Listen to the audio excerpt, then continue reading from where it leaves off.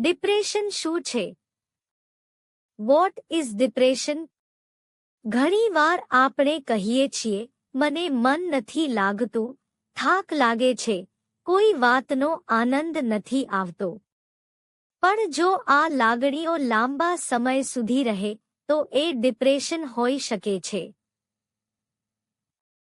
Depression એટલે માત્ર દુઃખી થવું નહીં, એ આપણા મન, વિચારો અને શરીર ત્રણેયને અસર કરે છે. ઊંઘ ન આવવી, ભૂખ ન લાગવી, આત્મવિશ્વાસ ઘટી જવો, આ બધા એના લક્ષણો છે.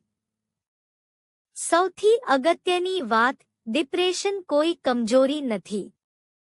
મદદ માંગવી એ શર્મની વાત નથી, એ હિંમતની નિશાની છે.